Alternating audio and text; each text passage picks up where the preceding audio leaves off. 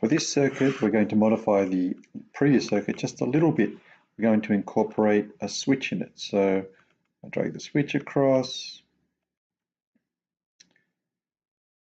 rewrite this wire.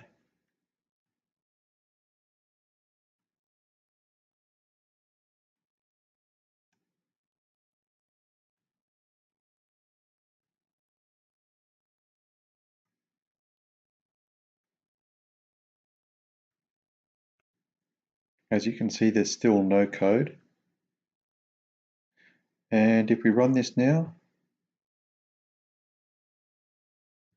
you can see when I click on the button, the light goes on. You have to try that yourself to experiment with that. Just one thing to note, that this is not using the switch as a digital input. This is just using the switch as a simple electronic device.